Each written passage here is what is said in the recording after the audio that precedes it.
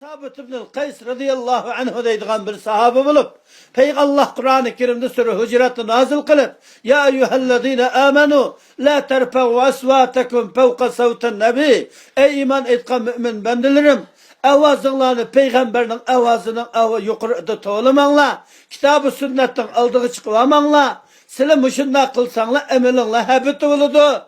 Kıyap gitidi, avazınlı pes olsun, bazınlı toğlağanday toğlamanla, degen ayet nazil bolgan çağda, Sabit ibn Qays radıyallahu anhu'nun avazı tabi üllu çıkıdığan sahabi idi.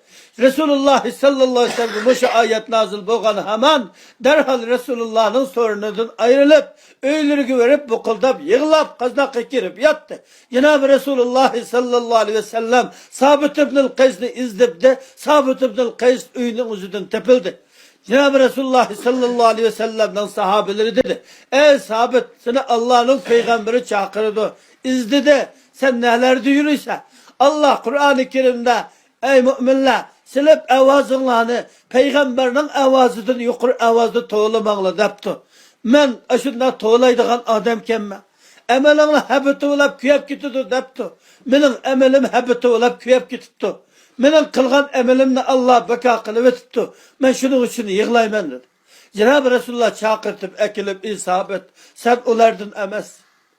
Allah Teala senin kalbini takvalık, ilgağallahının katarıdınsın.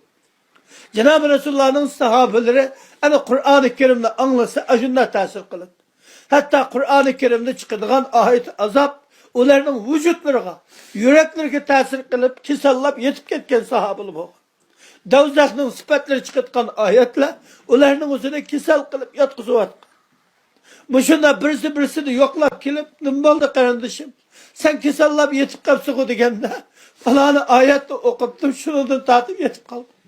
Mağuk müminlerin halit. Bizim hazır kiselecek. Lakin Kur'an anlap şu davzakını eslep aşında yetip kalkınımız var mı? Ayete azap tesir kılıp yetip kalkanlı var mı? Kudanın rahmetinden umut var olap. Hani könlümüz hoşallanıp yığılap ketkenli var mı? Cenab-ı Resulullah sallallahu aleyhi ve sellem'in ashabileri İzâ tuliyet aleyhim âyâtu zâdatum imâna. Olar ki Allah'ın ayetleri okup verilgende o ayetler olar ki iman tasdikli ziyade kılıp. Üzerine anda Kur'an'ın üzerinin batıl ekidesi udullamay. Üzerinin batıl ekidelerine Kur'an-ı Kerim'e udullap doğru kemigen tarafına hemmini tutuvetir. Bana bu şunla Kur'an-ı Kerim gözetken, peygamber gözetken, aşı ekide bilen menip, bana bunlar şu Kur'an, şu hadis, ular ki tasdik ve imanla ziyade kıtkan sahabiliydi. O kandamı imanla ziyade kılmışsın Kur'an-ı Kerim. Kandamı tasdikli ziyade kılmışsın Kur'an-ı Kerim. O Rabbul Alemin'in sözü tutsa, وَمَنْ أَسْتَقُ مِنَ اللّٰهِ قِيلًا وَمَنْ أَحْسَنُ مِنَ اللّٰهِ حَد۪يثًا. Allah dey güzel söz etken kim ba? Allah dey röz söz etken kim ba? Hiç kim yok. Çünkü her bir mümin Müslüman karındaşlarımız, manımız her bir Kur'an-ı Kerim'in özü gelgen vaktida, özümüzde Kur'an-ı Kerim'e udullaş lazım. Kur'an-ı Kerim gözetken ahlakımı udullaştın mı?